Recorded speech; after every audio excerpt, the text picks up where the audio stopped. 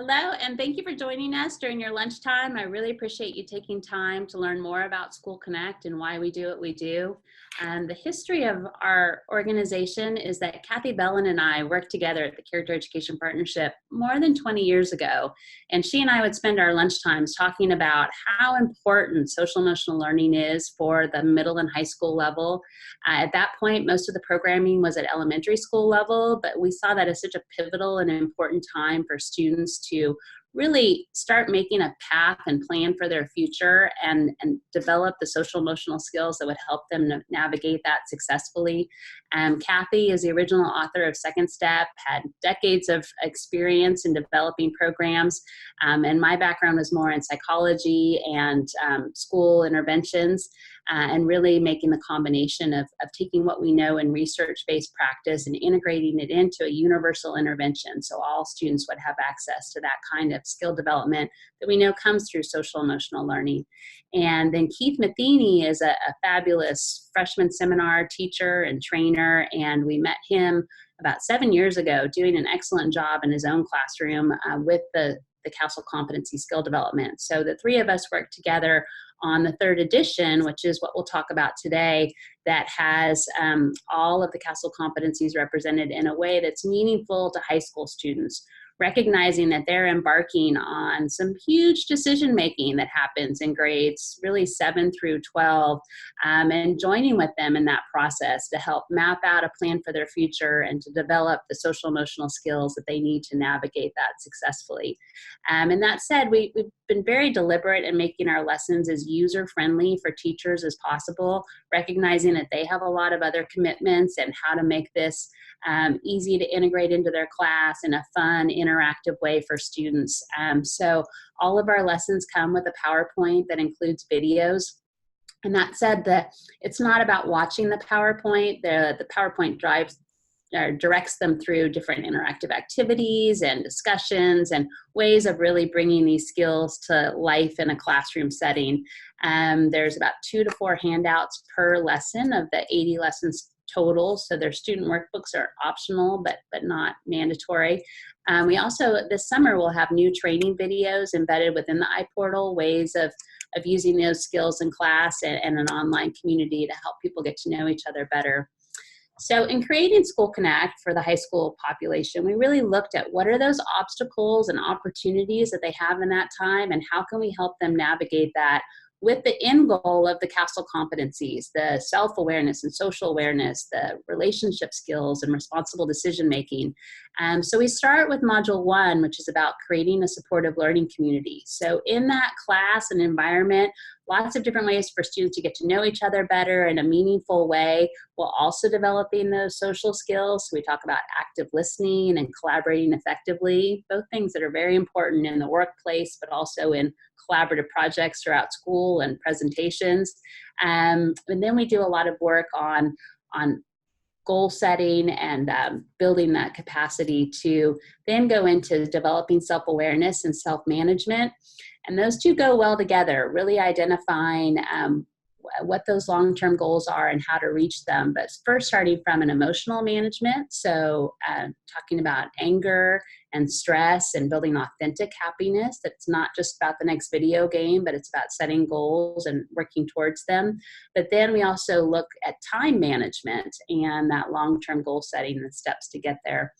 With Module 3, we talk about building relationships and resolving conflicts. So I know anybody working on the high school campus can relate to cyberbullying and the obstacles that happen on a campus as well as off a campus. So really building empathy, appreciating diversity, looking for opportunities and ways to resolve conflicts in a less emotional and more deliberate way. And then a new module 4, preparing for college and the workforce. So how do we take these SEL skills and prepare them to work independently and to live independently and to be successful after high school? And then with that, we realize that a challenge for all schools is how do we have time for SEL in the midst of a busy schedule and testing and other aspects of the school day. So we really hope and recommend for a freshman seminar, a dedicated course for students who are getting started in a school setting. And we also have senior seminars working on Module 4 that preparing for college and the workforce. A lot of schools use this in advisory in addition to or instead of a dedicated class. A lot of middle schools, we originally designed this just for high school, that 9th grade transition, but we've had so many middle schools successfully using it that we've really piloted and interviewed those teachers, and with minor modifications, it works well with 7th and 8th graders as well. A lot of schools, probably about 20-25% of our students are special education classrooms or schools. I was just talking to Beth about how the Texas School for the Deaf and the Maryland School for the Deaf are using School Connect regularly, that it's worked well with their students. Also used in vocational education. Counselors can do pull-out groups as well as juvenile detention centers. That's some of my favorites. Many alternative schools, and then also summer bridge programs. So the challenge, as you know, with high school and social emotional learning is where do we fit this in the schedule? And that's why we've designed School Connect to be as flexible as possible to fit in the multiple opportunities without asking too much of teachers' time and preparation. And like most of the programs now are built on the Castle competencies, looking for ways to integrate those skills into all aspects of school. We've been the main program in many of the Castle CDI groups from the beginning. Austin and Washoe and others are also used in several schools in the most urban environments, New York City and Los Angeles and others, as well as in rural and suburban schools. So throughout Wisconsin and other areas and all 50 states. And again, lots of alternative schools as well as special education centers. So we've really been a fit for, haven't met a model that we don't fit for yet, but and that said, with the goal of being a good fit for multiple students in multiple different environments. And I thought it would be helpful to hear from students the question of what is this in school and how do you fit it into high school? These are interviews with students who had School Connect in their freshman seminar. It gives you an idea about how these competencies really come together. So I'll let the video speak for itself.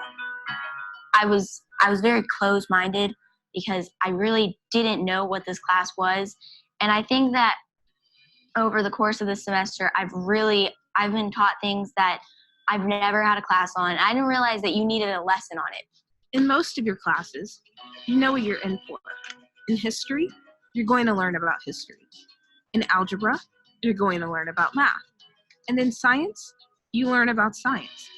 But what do you learn in a School Connect class? What we do, we learn how to get through high school, how to get through relationship problems. Basically, a class it's like class for advice to help you get through high school, your teenage life, in school and outside of school. It opened my eyes to how important grades and just life is. So like, I really took it serious and it like changed me around. What if you could take a class to improve your relationships, your schoolwork, your life, and your future? Would you sign up?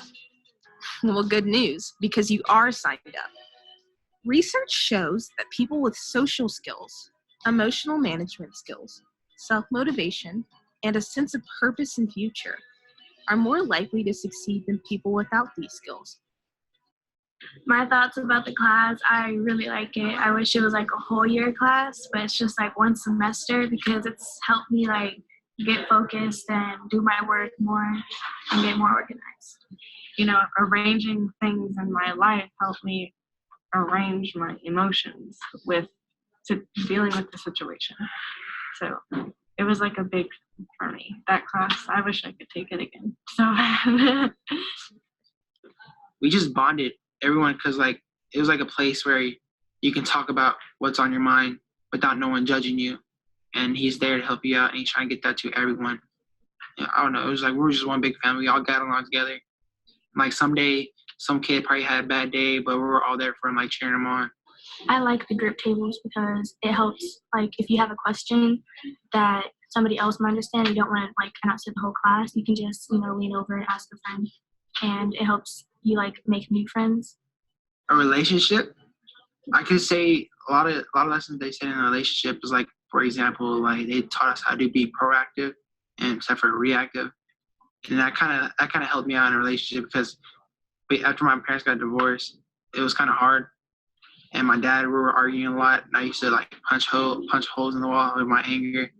But then after proactive reactive, and my dad would argue, I would just go to my room, just scream at a pillar or something, just beside like hurting myself, being proactive, and doing a reactive as hurting myself, like punching the wall. And the prioritizing, that was a huge one because my priorities were like all out of whack. At first, when I first came in, I didn't do like any homework. Like, I mean, if I had time on my hands, I would do it, but my homework wasn't like a big priority. So I was kind of like C's and low B's. So I prioritized. So now when I get home, I do my homework first, and then the rest of the day is just mine to waste. You'll have a lot to look forward to in this class. There will be lessons on dating, relationships, study tips, cyberbullying, true happiness, friendship, resolving conflicts, college and career choices, the teenage brain, diffusing anger, coping with stress, apologizing, and forgiving, the myths of womanhood, the myths of manhood, character strengths, life goals, and how we're going to get there. At the beginning of the class, I was just stubborn. I was really stubborn. I didn't like talking. I didn't like doing any of that. And throughout the whole process, he was always there. He was on me. He was like, "You do this," and he was just always on me. And so that bettered me. Like I got my whole attitude changed from the class. It's worth it. It's worth it. It's gonna help you a lot.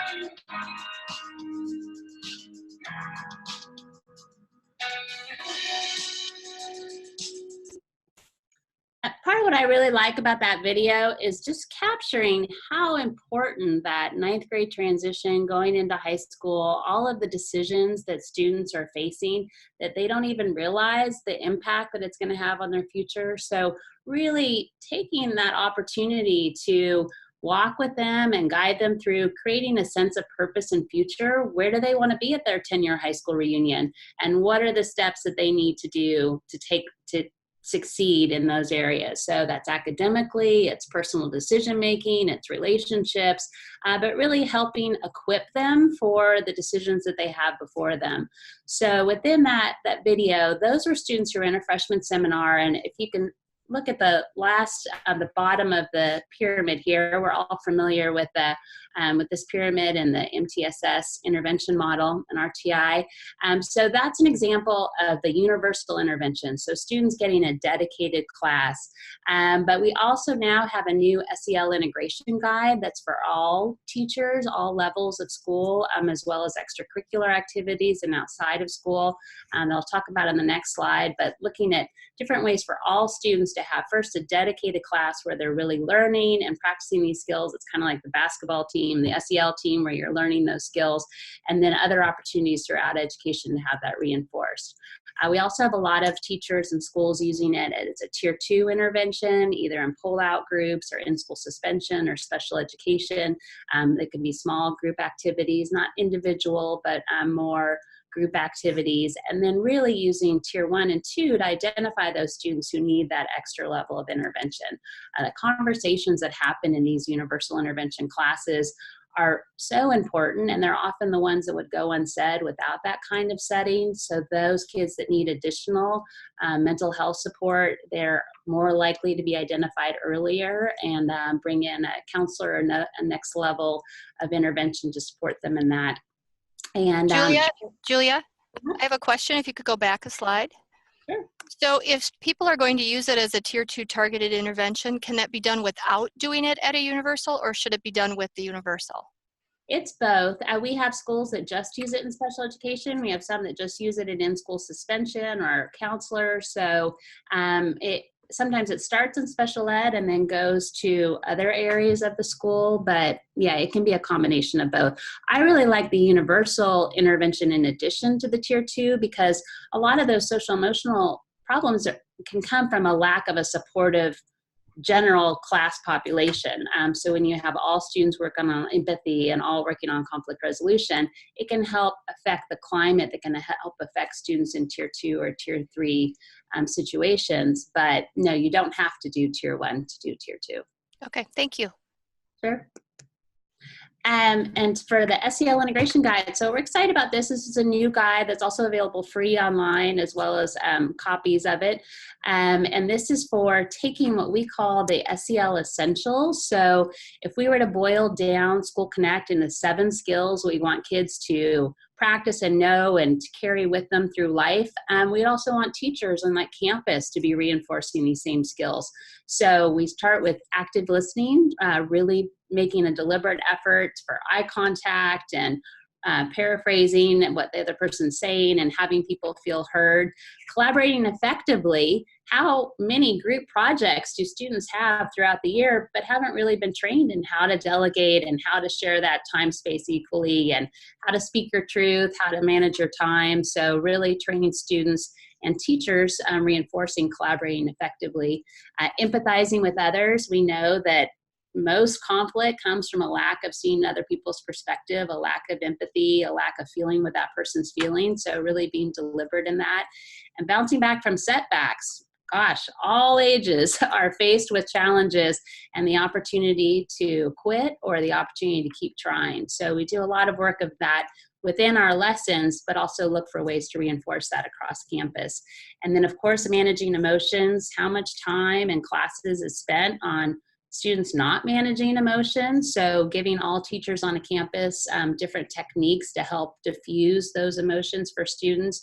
And again, this is with the goal that the students have already had more training in managing emotions in a dedicated class, which makes it a lot easier in a universal intervention or with the integration guides to reinforce that. And then also within every class, starting with goals and having measurable ways of reaching those goals. And then the 7th SEL essential, problem solving. So I'd say almost every chapter in a history book is a problem that escalated to a conflict that had different opposing sides. So just using those steps to look at history and literature, as well as discipline incidences on campus. If the deans are speaking that same language, again, we've created a universal way. It's a shortcut towards helping manage the things that can take time in a class and take students and the class off topic.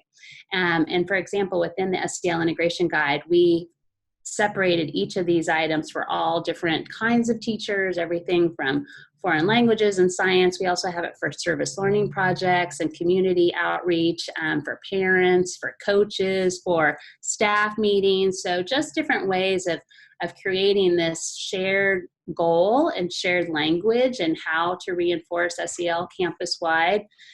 So we're excited that that's available this year now.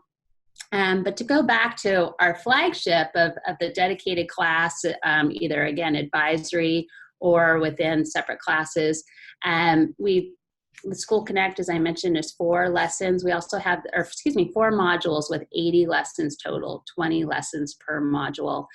We also have all the handouts have been translated into Spanish. We have closed caption videos for deaf and hard of hearing students, as well as ways to work with visually impaired students that they can see the lessons on their laptop rather than on a larger screen, so it's easier to read.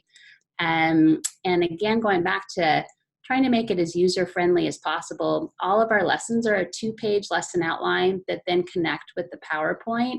And each lesson is, I don't even like the term script, because we really want each teacher to make it his or her own.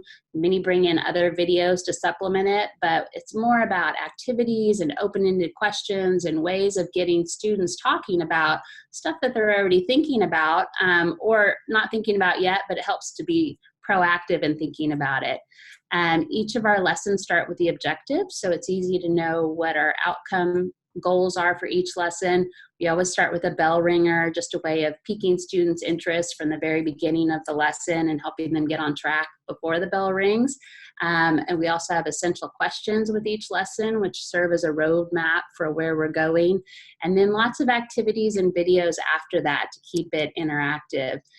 So this would be an example of the front page and the back page of a lesson. So after different activities and conversation starters, we always go back to a wrap up to assess what we've learned within that lesson and how it applies to life going forward, as well as either take-home assignments or ones that can be done in class to reflect on the skills that we're working on within that lesson. And just to do an overview of what Module 1 is about. This is the one where students are new to the class and new to social emotional learning, so we're really trying to set the foundation for them to develop meaningful relationships, but also use the communication skills, active listening, and tuning into others. That lesson 1.9, Reviving Digital Zombies, that's a parent, teacher, student favorite about this whole generation that has more of a relationship with a computer screen or an iPad or a phone and less direct communication. That lesson starts with, have you ever been offended by a digital zombie? Meaning somebody who's just walking, looking at their phone rather than interacting.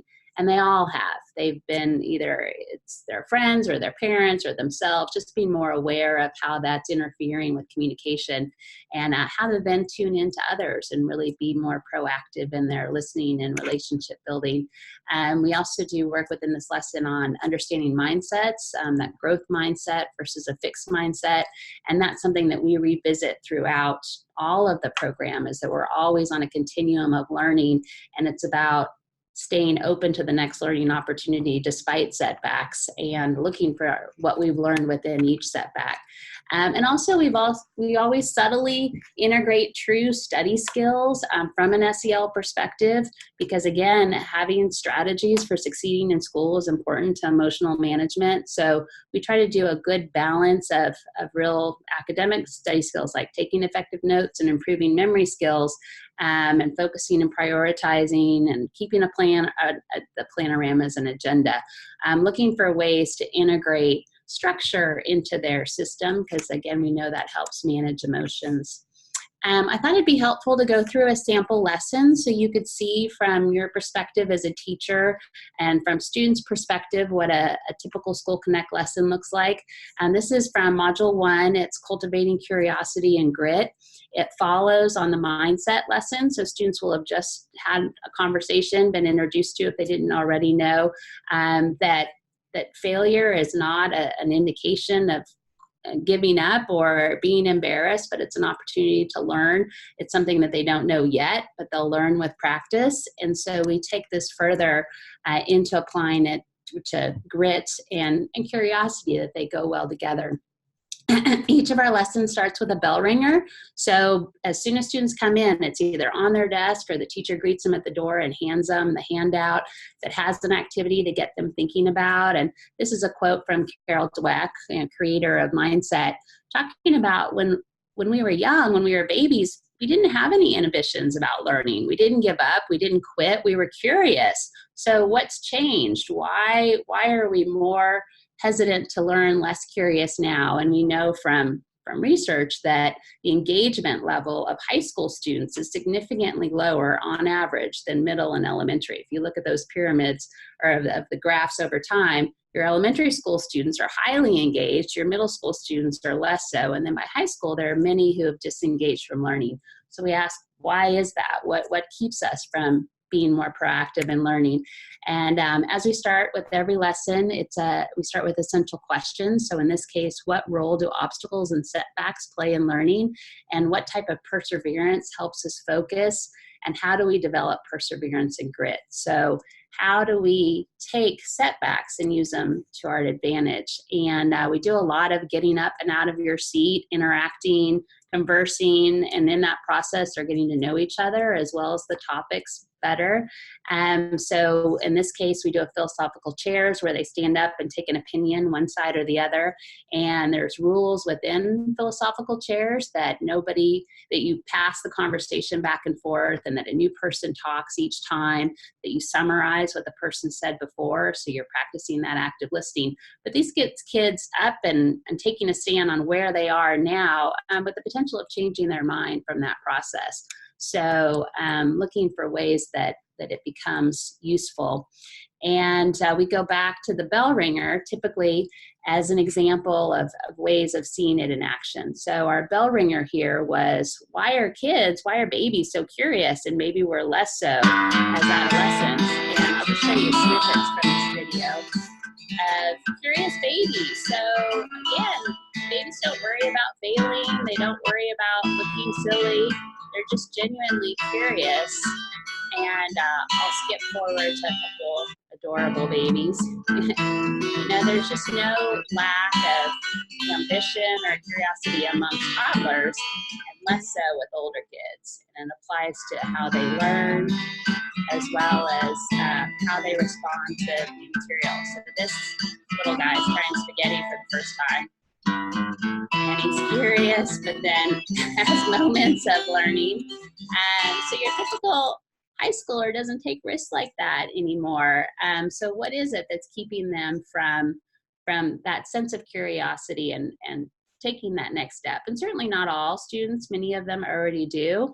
But our question to them is, how can we retain some of that ambition and willingness to try? And an example we give them within this lesson, and you all are welcome to try if you can add to the chat room, how many squares do you see in this? So again, we're giving students a way of applying, looking at this from multiple situations. So I'll just ask you, for those that are watching, how many squares? So if this is 1, 2, 3, and let's say that's another square, how many squares can you count for yourself in this example? And if you can chat, please let me know. Anybody want to take a guess? 25. 25, yep.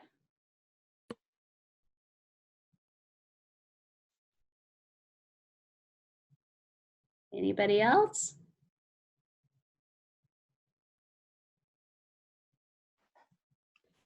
We're not all those babies that are that ready to step out. Keep trying, just yeah. So what's interesting about this in class is that we ask students, when you're done, when you think you've gotten them all, see, there's always another one that they find. So we say, when you're done trying, you can put your head down or put your pencil down. And then you have those students who keep trying, even though they think they got it, they keep trying. And all together there's 30. And there's usually one kid per class. Look, there's 28. There's usually one kid per class at least that can find all 30. So I would let, is it Malcruz, explain them.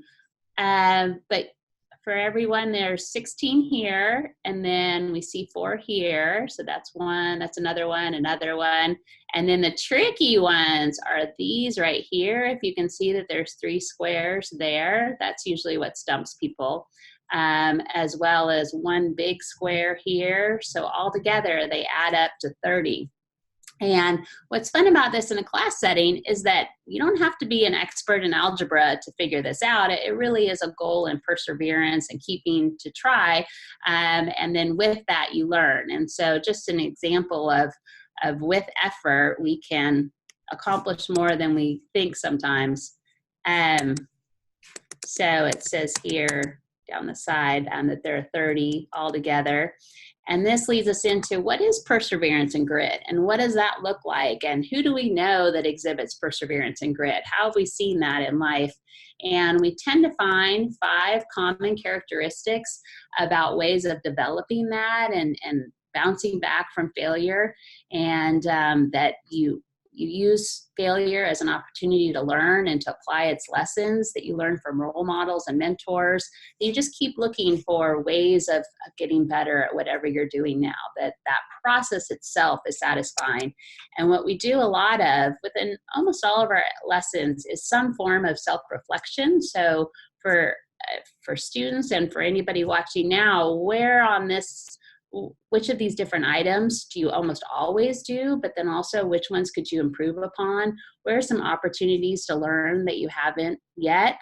I was just having a conversation with my son about a grade he's working on, and we're talking about going in and talking to his teacher and what a difference that makes. A lot of students don't think about taking that next step. They get a grade that's disappointing and they think it's over, but that's actually just the beginning of that learning process. So really taking that time to encourage students to not accept a poor grade, but to see it as an opportunity to improve their study strategies, to meet with teachers, to have study groups, but also just to use any opportunity to continue to learn. And one of our favorite analogies for that is the egg and the ball analogy. And in a typical School Connect class, a teacher truly brought a raw egg to class, and he or she has plastic on the ground, but asked the class, what happens when you drop an egg? And they go, it breaks. And I'll be darned, that teacher drops the egg and we see it splat. And then we ask, well, what happens when you drop a ball? And everybody knows when you drop a ball, it bounces back. And that's an analogy that we continue to use. This is early in the School Connect lessons, 1.16. It's the 60th lesson out of 80. And we keep reinforcing what that means to bounce like a ball or drop like an egg. So for instance, if you blow a math test, if you broke like an egg, what would you do? And we can all think of those students who get frustrated, they don't want to keep doing it, they're mad at the teacher, they have an excuse, so that's breaking like an egg. Or you bounce like a ball, so you didn't get the grade you wanted, you talk to the teacher after class, you study with other students, so you look for ways to not make that same mistake and to learn from that mistake. But like all of School Connect, we're doing a combination of what that means for academic skills, but we're also looking at it in terms of their personal goals, their hobbies, what they're interested in. So in this case, you miss a game-winning opportunity, so you miss that free throw shot. If you break like an egg, what do you do? And we can all think of those moments either from ourselves personally, as well as students we've seen respond to wanting to quit or being mad or blaming someone else, or you bounce like a ball. And those are the students who are back in the gym after the game, continuing to practice that free throw and learning how to prepare for the next game. And then also from an interpersonal, when someone says something that hurts your feelings, if you broke like an egg, what would you do? And we all know that feeling of wanting to cut off a relationship, or just having hurt feelings, internalizing it, or it can lead to conflict, or looking for a way to increase and improve that relationship out of a misunderstanding. And again, we talk about this constantly with students, that most conflicts are typically a misunderstanding. So an opportunity for a relationship to grow and improve rather than to give up on it. And a lot of our videos are things that are trending on YouTube, things that are current to students' lives. This is one that's incorporated in here. And you probably don't want too many videos, but this one is so worthwhile. It's worth seeing how somebody's applying these principles in her own life and how it's applicable to students. Happiness is getting better at skills. I've honestly tried a lot of things. I've played card tricks, guitar, juggling. I see someone do it, and it's so impressive. I'm just like, I gotta do that. We're really lucky to live in a time where inspiration is all around us, and we have access to seeing people who are best in the world at stuff. You have to try a lot of things before you can figure out what it is that you really love to do. And I love to dance. I saw the video of Marquise Scott dancing. I was just totally dumbfounded. Here was this guy showing me exactly what I've always wished I could do, and I was like, I got no excuses. I've got to learn. I really like putting a video online every day. You're accountable from day to day. I'd love to show you that whole video, but just for time's sake, the whole video is on our website, and it goes on to show her doing it daily, just literally every day for 365 days. She videoed herself practicing, and then she ultimately does the whole dance. That's beautiful, maybe not as great as her mentor, but really shows that with effort, you can improve in anything. And so it inspires and challenges our students to think about, well, what are your goals and how can you continue to persevere and show improvement, really in a measurable way, taking those small steps, that extra hour of practicing whatever your goal is, and then measuring that over time. And so really looking for opportunities to constantly, as adults as well, be on that learning process, but really upsetting that understanding that just because you failed, nobody gets to their goal without multiple challenges along the way, and that in fact it's a win to recover from a setback rather than a lose. So opening that up, and then in this case, our application reflection is do a perseverance walk by interviewing someone who overcame obstacles to achieve something positive. Always looking for opportunities to have positive conversations with the adults in their lives, parents, guardians, mentors, and really learning from their experiences. So taking that home and sharing the process with their parents in a positive way. But just to reflect on that sample lesson, we've done a lot of work and research and piloting and how to keep these lessons interactive and interesting to students. So we do a lot of movement in the classes, a lot of think, pair, share, where they're partnering with somebody and discussing something that they didn't know before but wanted to learn more about. We do role plays, and that with social learning theory, you see somebody do it right, and then you recognize that that's a valuable skill yourself, and then you practice it, and then you get that feedback and reinforcement as you progress in that skill. So really giving students an opportunity within class and outside of class to practice these skills. Again, using the basketball analogy, we don't just talk about why basketball is good. We practice and scrimmage and role play and prepare for the big games. And so that's the same kind of learning dynamic that we do in School Connect. And with that, I'll take you to a School Connect classroom. This is Keith Matheny, one of the co-authors.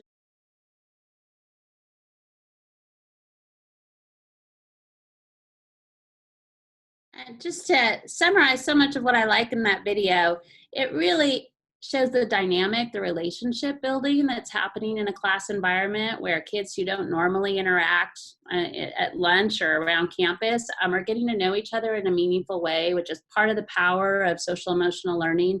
It also speaks to students' self-awareness and self-management. It helps them, we're always doing that reflection component. So where are you on a stand up or stand back? Are you usually a quiet person in class or more proactive? How can you, if you're a talker, how can you create more space for other students? If you're not someone that participates, how can you be more proactive in class? Really with the goal of not just within this class, but across all of their classes, having more of a voice and having more confidence and being comfortable speaking in a class setting. So it's what I love about School Connect classes. They come in not knowing each other at the beginning of the semester and developing really meaningful relationships, but also creating an environment where they're hearing themselves talk. They're captivated by what they're talking about because it's their life, it's decision making, relationships, it's things that they're all interested in, but really helps them start to then plan a path for their future, as well as feel successful in a school environment. Before I go on to the next module on developing self-awareness and self-management, can we stop for questions? Is there anything you can either come online, or I can see the chat if you have any questions that I haven't addressed that I can help with? And if you care to ask them, you can unmute yourself.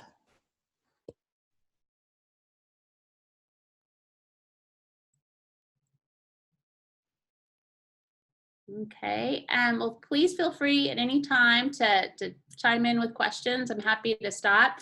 But to go on to Module 2, developing self-awareness and self-management. So one of the questions was, do these lessons have to build on each other? Can you pick and choose at different points? They are developed to be like a menu where if there's cyberbullying on your campus, you can go straight to that lesson rather than waiting to Module 3. But they also do build on each other.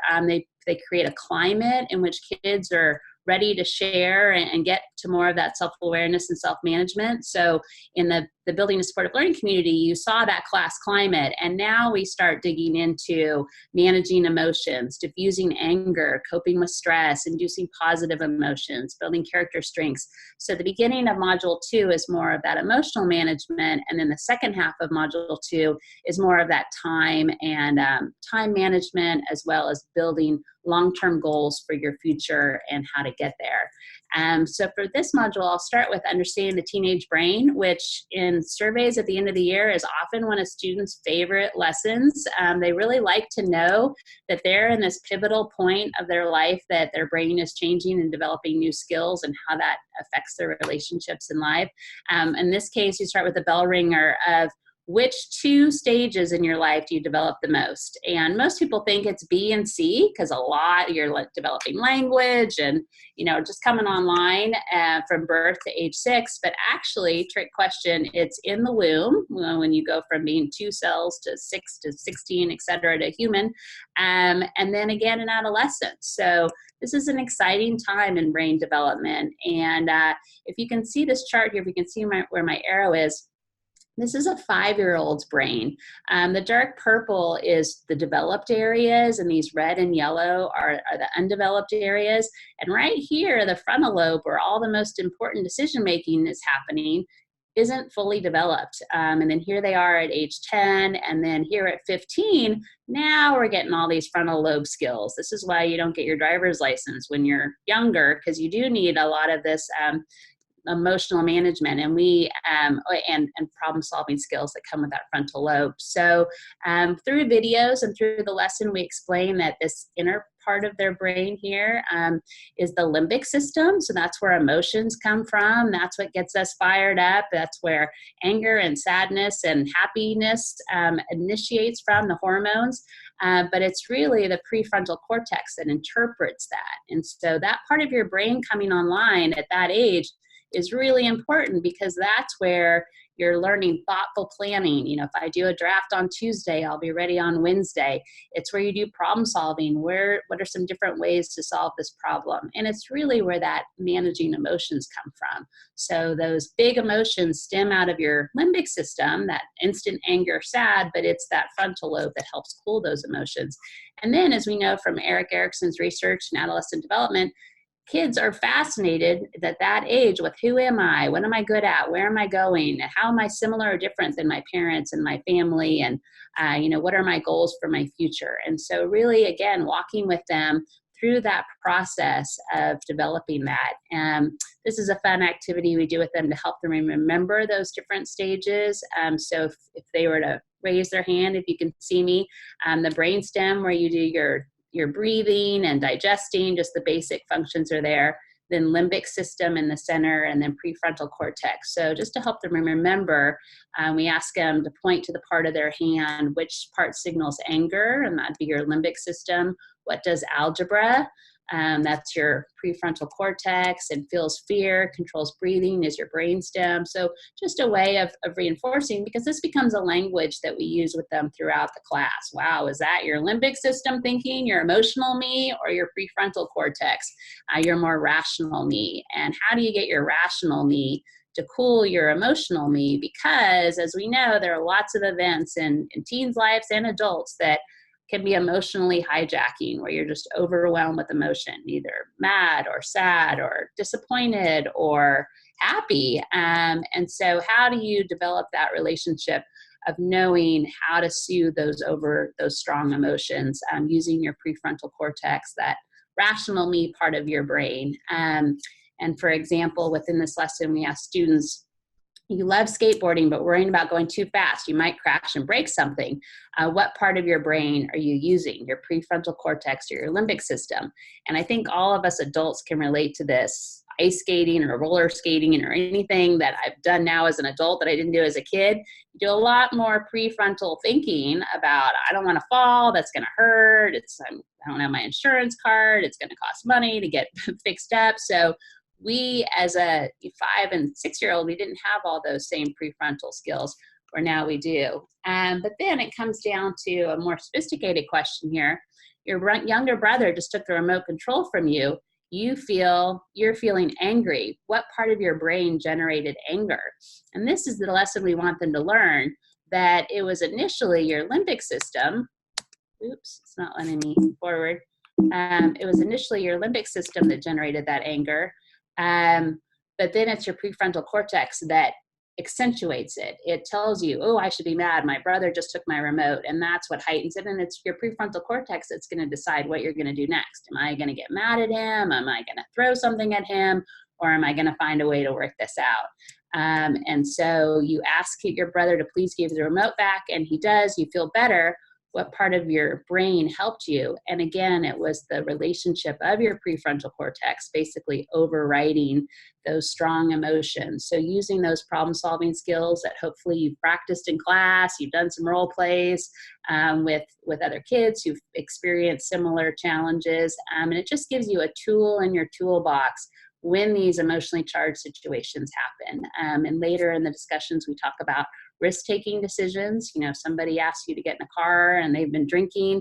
What's your plan at that point? So we know that if students practice in a non-heated situation, what they would do in an at-risk situation, that they're that much more prepared for an answer and for having a personal stand on different at-risk as well as regular day-to-day activities. And with that, so knowing more about how your brain triggers that relationship, we do a lot of, this is cognitive behavioral therapy, but for students, it's just another way of looking at the process of thoughts leading to emotions, leading to behavior, and then to impacts. So you're new at a school and you walk into the cafeteria, you think, I don't know anyone and no one looks friendly. So we ask students, how would you feel in this situation? And they can all relate to that, either feeling nervous or overwhelmed or worried. So that's the emotion that follows that thought.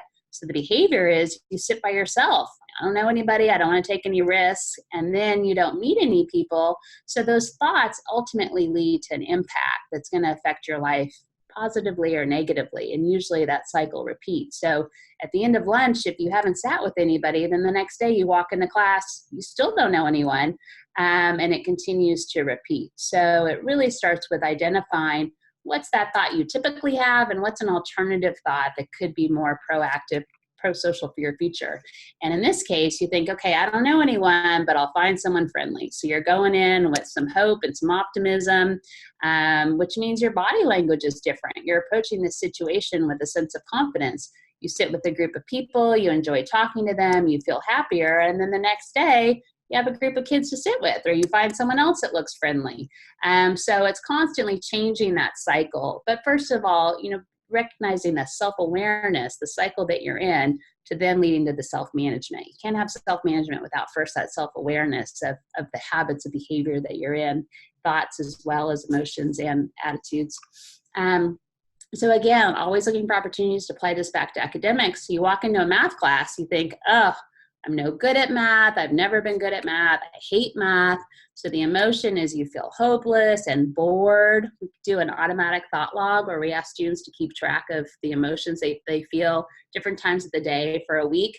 I get them back, and so many of them are bored, bored, bored. Well, bored means disengaged. They've decided this isn't interesting, so they're not being proactive in learning. So being aware of the fact that being bored is undermining their opportunity is a step towards self-awareness. So you don't pay attention in class and you don't study for the test. Well, gosh, you get a bad grade on the test, you feel defeated, and you hate math. And so that cycle continues. And students come into high school already with an entrenched belief about academics. So what do you do if you don't want the outcome that comes from not trying? What's a way to turn that around? And again, it starts with the thought that you're going to go into. But it really starts with having a sense of purpose and future. So we do a lot of work further in this module about where do you want to be 10 years from now? Where do you want to be 20 years from now? And then realizing, well, shoot, that math class matters. I have to pass that algebra class if I'm going to be the fireman or the teacher or the doctor, whatever their goal path is, they need to do well in that class. So you go in thinking, I'm going to do the best I can this year. You're hopeful and determined. You pay attention in class. You probably do study groups. You study for the test. And then you get a good grade. And now you have more control, more ownership over that thought loop. And it only works when you start seeing the positive impact. And the positive impact does come with more effort and being more deliberate as opposed to quitting. So again, if you can capture kids in 7th and 8th and 9th grade before they're too far down the high school path and really try to infuse some of these new ways of looking at challenges and opportunities and developing the relationships and the study skills that support that. And again, the conflicts that can happen on campus when we go to our automatic negative thought. Here's an example where Maria is walking behind Keisha, and Maria says, "Hey, wait up," and Keisha walks off and says, "I gotta go," and keeps walking. So in a social situation, this can be, she's mad at me. And we all know from being on campuses what that means. It can be, that they're in a fight, it ends up being a bigger fight later in the day, or looking for, wait a second, maybe I need more information from Keisha, maybe something happened to her, how do I reframe the situation? So again, trying to be deliberate and not getting emotionally hijacked, seeing things from other people's perspective, and getting more information. So we do a lot of work at just recognizing what those different range of emotions are, how we know when we're stressed, angry, what healthy stress looks like as opposed to unhealthy stress. We'll talk more about that later in terms of turning those strong emotions into ways for working for us. And we know from research now that if you manage stress in a positive way, it can actually make you more energized and more focused rather than derail you if you take some control over that. So within Module 2, I'm going to shift now to the second part. So we started by talking about emotional management, and now we're going to talk more about time management and long-term goal setting. And I love this set of steps. This is actually real steps up to an artist studio is at the top of these steps. And I've talked to the artist, Michelle, and she painted this to inspire her to go up to her art studio at the top, because your dreams don't work unless you do. So really encouraging students to have those dreams, but to do the work to get there. And we always look for opportunities to have them be in somebody else's shoes. In this case, in this activity that we do in one of the early college planning lessons, and again, this is a 9th grade or 10th grade activity, so kids still have time to prepare before they get to actually submitting their applications. But we say, you're a college admissions officer, and you have 10 applicants to choose from, and they each have different scenarios. So in one school, you're able to choose 5 out of 10. 5 out of 10 can get into your school. Which ones would you choose and why? And then in some other schools, only 2 out of 10, and 1 gets a scholarship. So really helping put them in the shoes of the college admissions officer who will someday be reading the resume that they submit. And also always trying to keep that open to both a college and university track, as well as a trade school, as well as other after school, after high school education opportunities. And that's why we do some focus on what their long-term career is, so we can track back that path.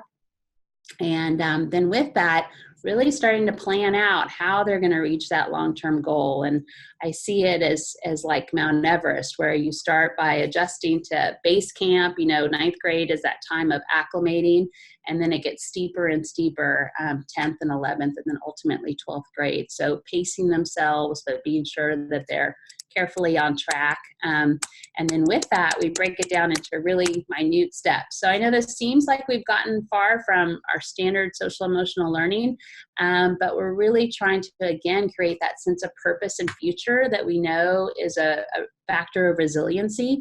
We know that students who have social competency and problem-solving skills and a sense of purpose and future and a sense of autonomy are more likely to succeed than those without. So the more that we can walk with them through that process, and our goal-setting lesson culminates in this picture. These are 2 students after they finished their project, in which they identified what they wanted to do in their long-term goal. So this is their mission.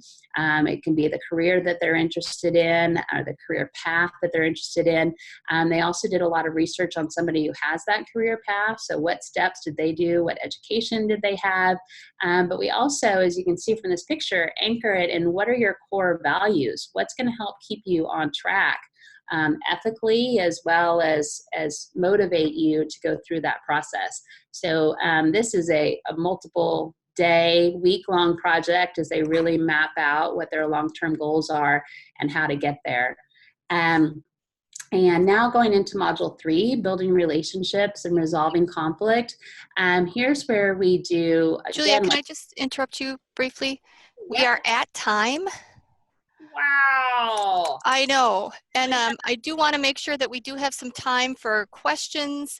And if there's anything you want to talk about, like are all 4 lessons done in, or all 4 units done in 9th grade? Are they spread out? That sort of thing. Yeah. So we recommend modules 1 and 2 in 9th grade, especially. Module 3, you can intersperse at different times, and then module 4, more for your older students. And so that works for an advisory model as well as a dedicated class. And then again, being able to recognize that some lessons, if they're a priority for your campus, that you can reorganize them, but still first building that sense of climate. And other questions, if I can just wrap up with student surveys and what students say about the experience, what we've seen from classes that have a dedicated class that do this work, that we see fewer disruptions towards an adult, and class disruptions and higher grade point average. And I was going to conclude with there was just a story in Ed Week. It's a video actually of a school that's been using School Connect and the results that they've seen. But that story is also available on our website. So any other questions? Anything I could do to help? There is a question. Does your data show that there was better attendance? You know, we have looked into that. There's so many different indicators of attendance. We certainly have, actually in this Ed Week story, they did show better attendance and fewer discipline incidences in their district-wide assessment, and they have School Connect at all of their schools. So we've seen that, but there are also a lot of other indicators, parent involvement, and others that can affect attendance. But, and somebody asked about the cost structure. So many schools, if you're going school-wide, we have a school license, and it's a one-time fee. It's a $4,000 base fee plus $2 per student. Or you can buy just certain binders, certain modules that you want to do. Depends on what your implementation model is, but there's pricing. All this pricing is specifically on our website that tells you on a per teacher or per campus level. And training for the program? It's not required, but definitely recommended, especially if you're going school-wide and all teachers are using it. You really need an on-site training to build that buy-in. But the lessons are also user-friendly enough that you can run with it without having training. And those, especially teachers who've been working in special education or other dedicated student intervention programs, definitely run with it easily. So you offer training? We do, yeah. We have on-site training, and we also have summer institutes. And then within the website, as of this summer, we'll have some brief training videos that give examples of how things can happen in class. Like the one we just saw of Think, Pair, Share. That's a sample of the kind of training videos that take our different strategies and show how to use them. And that's free within the iPortal for users. Okay, and Julia, do you have a slide with your information on how people can reach you?